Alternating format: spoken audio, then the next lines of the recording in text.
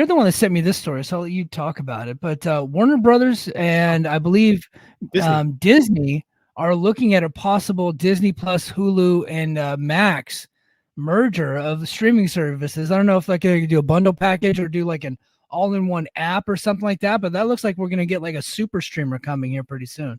We've been talking about this for a while. Like on my other show, Superhero Speak, we've been talking about this since about 2019 when the streaming wars really kind of started really cranking up. I said on that show back then, I said we're going to reach peak market saturation, and you're gonna see contraction. And we've been seeing that for the last year or so. And this announcement again,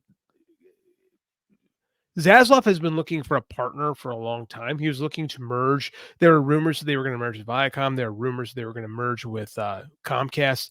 And neither of those really came through. But the idea of them merging Max with Disney, I mean, quite honestly, as a fan, you put AEW on there, everything I want is right there. Yeah. Like I got X-Men, I got wrestling, you got movies that I like, some cartoons. Like, I mean, I'm on board. It's a lot of people are saying, oh, this is like cable. Cable's back. It's like cable. The difference is cable had royalties for the creators. The streaming systems really don't. So It's actually more sinister than that. Yeah, I think they will eventually. And I think that like Amazon, Peacock, and Paramount will probably end up merging or something like that.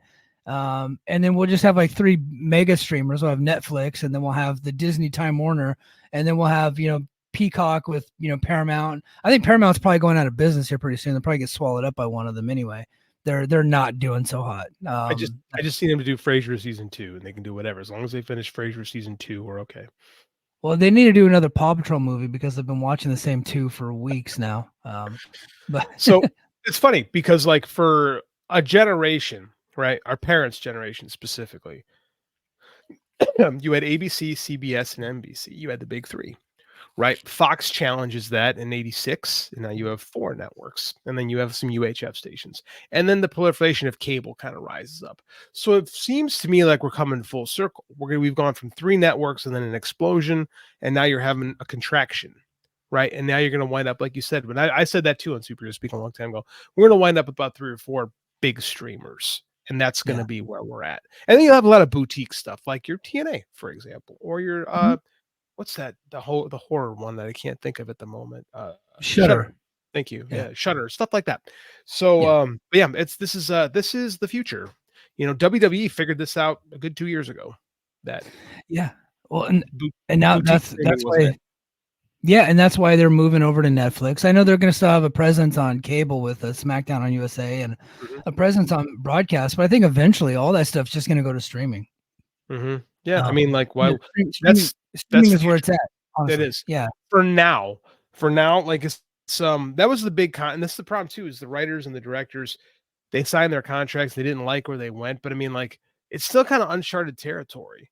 Like, we don't have solid reporting and solid numbers coming out of the streamers like we do with cable and with network, quite frankly. So they can't figure out the royalty system, right? It's not great right now. Well, it's just gonna hurt. I mean, it's just gonna hurt the people that are creating these things, and because they live on their royalties. Yeah, I think eventually they're gonna get it figured out. It's only a matter of time before they get it figured out. And what Peacock and Paramount Plus have done, I'm a subscriber to both, is they also, like, their linear broadcast network stations are on there. So like, you can, if you do the premium version on Peacock, you can get NBC. And so I can just, like, I don't even need cable. I have my cousin's password, but if something happens, like, I have like NBC and CBS now, and I'm kind of like good at that point. I won't have Fox though for the NFL, which would suck. But I think eventually, like, they're all gonna just be available on streaming. And I'm in a military house, so I can't like install an antenna on my roof right now. But if I have my own house, and a lot of people are doing this, they're going back to having antennas on their roof, so that way they can get if they can just get the local stations and then just bypass cable altogether, and they can just have like these streamers. Like, you might not be able to watch the cable channel live at this point, which I think that's coming eventually. You can get all the shows on demand. So like, all the stuff on FX immediately, like, by midnight goes to Hulu, and then all the stuff that's on like USA, except for wrestling, but the stuff that's on USA and NBC and all that, like that home, it all, like, by midnight it goes to Peacock. So you can watch all that stuff. It really is kind of a cool deal, and that's the future of everything. And so, cable is dying a slow death, but it's going to be happening before our very eyes, probably within the next 5 years or so. Possible.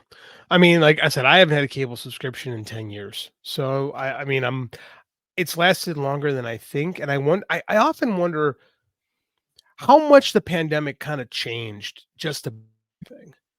Right? Like, I think it changed a lot of our consumption habits. It's changed a lot of businesses, the way people run business. I wonder if this truncated the streaming wars or if this actually breathed life into them.